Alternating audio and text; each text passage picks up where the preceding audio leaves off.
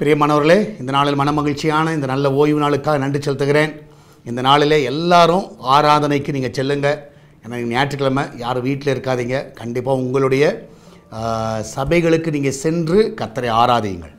So ஒருவேளை நீ எங்கேயும் போகாமல் பெங்களூரில் இருக்கிறவர்கள், ஒருவேளை நீ எங்கேயும் போகலை, எங்கேயும் போகிறது பிடிக்கல, அப்படிலாம் நிறைய பேர் இருக்கிறாங்க. சரியா? அப்படி இருந்தீங்கன்னா உங்கள் எல்லாரையும் நம்முடைய எஸ்தர் திருச்சபைக்கு நான் அன்புடன் அழைக்கிறேன். நீங்கள் கண்டிப்பாக வாங்க. ஒரு ஐக்கியம் வைத்துக்கொள்ள, ஒரு சபையோடு ஒரு ஊழியரோடு ஒரு ஐக்கியம் வைத்துக்கொள்வது உங்களுக்கு நல்லது. ஸோ அதனால் எல்லாரையும் அன்புடன் அழைக்கிறேன். இன்று காலையில் 3 ஆராதனை இருக்குது. 6 o'clock, 8 o'clock, 10 o'clock. அது மாத்திரமில்லை, ஈவினிங் 6 o'clock நீங்கள் பங்கு பெறுங்கள். அது உங்களுக்கும் பெரிய ஒரு ஆசீர்வாதமாக இருக்கும். சபை மக்கள் எல்லாரும் அன்புடன் அழைக்கிறேன். இன்றைக்கி யாரும் வீட்டில் இருக்காதீங்க, எல்லாரும் ஆராதனையில் பங்கு பெறுங்கள். கர்த்தரை மையப்படுத்துங்க. முதலாவது அவரை தேடுங்க, மற்றது எல்லாம் அவர் பார்த்து கொள்ளுவார். இந்த நாளில் கர்த்தர் நம்ம கொடுக்குற வார்த்தை சங்கீத புஸ்தகம் 28வது அதிகாரம் 7வது வசனம். சங்கீத புஸ்தகம் 28வது சங்கீதம் 7வது வசனம். Psalms 28 verse 7. கர்த்தர் என் பெலனும் என் கேடகமுமாய் இருக்கிறார். என் இருதயம் அவரை நம்பியிருந்தது, நான் சகாயம் பெற்றேன். ஆகையால் என் இருதயம் களி கூறுகிறது, என் பாட்டினால் அவரை துதிப்பேன்.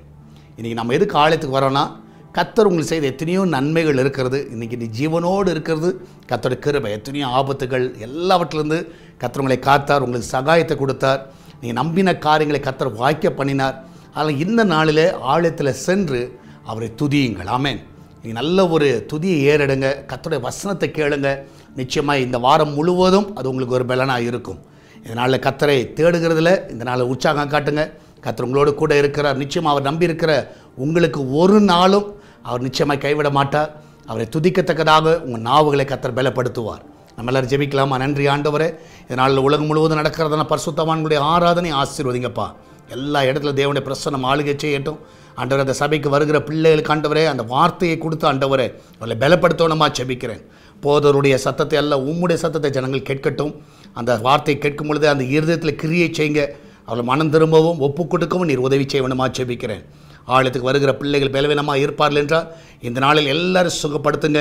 அன்றைய கத்தாவே தேவனுடைய மகிமை எல்லாருடைய ஆலயத்திலும் கத்தாவே நிரம்பி வழிய வேண்டுமா ஜெபிக்கிறேன். அன்றைய எஸ்தர் திருச்சபையிலும் கத்தா வருகிற ஆத்துமாக்களை ஆசீர்வதிங்க. அநேக புதிய ஆத்துமாக்களை கத்தாவே நீர் கத்தா வழி நடத்துங்கப்பா. என் தேவன் தாமே ஒவ்வொருவரையும் காத்துக்கொள்ளுங்க, ஒவ்வொரு வழி நடத்துங்க. எல்லாருடைய போக்கிலும் ஒருத்தருடைய கரம் வந்து வழி நடத்தணுமா ஜெபிக்கிறேன். இன்றைக்கு அவங்க சமைக்கிற ஆகாரங்கள் எல்லாம் ஆசீர்வதிக்கப்படட்டும். நல்ல பாதுகாப்பாக இந்த கிச்சன் பகுதியில் தாங்கப்பா. அன்றைக்கத்தாவே இந்த சாப்பிடுகிற அந்த ஆகாரங்கள் சரீரத்துக்கு ஒரு பலனை கொண்டு வருவதாக எல்லா தீங்குக்கு நீர் விலைக்கு பாதுகாத்துக் கொள்ளுங்கப்பா. நன்மையினால் அவர்களை திருப்தியாக்கு. ஒரு குறைவில்லாமல் நீங்கள் நடத்துங்க. அதிசயங்களை காண பண்ணுங்கப்பா. நீர் அப்படியே செய்வதற்காக நன்றி செலுத்துகிறேன். அன்ற மகிமையான காரியங்களை ஒவ்வொருடைய வாழ்க்கையில் நீர் செய்வீராக. அன்றைக்கத்தான் விசேஷமாக வெளிநாட்டில் இருக்கிற பிள்ளைகளை சுகமாய் தங்க பண்ணுங்க. படிக்கிற பிள்ளைகள், வேலையில் இருக்கிற பிள்ளைகள் எல்லாரும் பாதுகாத்து கொள்ளுங்கப்பா. இதனால் சுகப்பிரசவத்துக்காக போகிற பிள்ளைகள் நல்ல சுகத்தோட பிள்ளை பெற்று எடுக்கட்டும். அன்றைக்கத்தை எல்லா தடைகளெல்லாம் நீக்கி போடுங்கப்பா. அன்றைக்கத்தாவே வியாபாரம் செய்கிற எல்லாருடைய வியாபாரங்களை ஆசீர்வதிங்க. அன்றைய ஊழியம் செய்கிற எல்லா ஊழியர்களையும் ஆசீர்வதிங்கப்பா. ஊழியர்களின் சுகத்தை விரும்புகிற தேவன் இந்த காலவேளையில் எல்லாரும் நல்ல சுகத்தையும் பலத்தையும் கொடுத்து நீர் ஆசீர்வதிக்க வேணுமா ஜெபிக்கிறேன். அன்றைய நாள் நடக்கிறத எல்லா காரியங்களையும் நீர் பொறுப்படுத்திக் கொள்ளுங்கப்பா. அன்றைக்கு நாள் வருகிற காணிக்கைகள், தசமங்கள் எல்லாவற்றையும் ஆசீர்வதிங்க. ஆன்லைன் வழியாக கூகுள் பே, ஃபோன்பே, பேடிஎம் மூலமாக, மணி ஆர்டர் மூலமாக வருகிற எல்லா காணிக்கை தசமங்கள் எல்லாம் ஆசீர்வதிங்க. அது ஊழியத்துக்கு பிரயோஜனமாய் மாற்றுங்கப்பா. ஒவ்வொருவரையும் பலப்படுத்துங்க. இதனால் ஆராதனை பங்கு பெறக்கூடிய உன்னதமான பலன் அவளுக்கு கிடைப்பதாக. அன்றைய மருத்துவமனையில் இருக்கிற பிள்ளைகளை ஆண்டவரை சுகமாய் வீட்டுக்கு கொண்டு வந்து ஆராதனைக்கு கொண்டு வருவீராக. எல்லா பலவீனத்தின் ஆவிகள் மறைந்து போகட்டும் அப்பா. இந்த காலவெளியில் ஒவ்வொருவரையும் பலப்படுத்துங்க. ஆண்டவரே, ஆராதனைக்கு வர முடியாதபடி தடையாக இருக்கிற எல்லா காரியங்கள் நிர்மூலமாய் போகட்டும். ஒவ்வொருவரையும் ஆசீர்வதிங்கப்பா. இயேசுவின் நாமத்தில் ஜெபிக்கிறோம். ஆமேன், ஆமேன். பிரியமானவர்களே, கர்த்தர் கூட இருக்கிற தைரியமாக இருங்க. எதை குறித்து கலங்காதீங்க. இந்த நாளில் யாராலும் வர முடியுமோ கண்டிப்பாக ஆராதனையில் பங்கு பெறுங்கள்.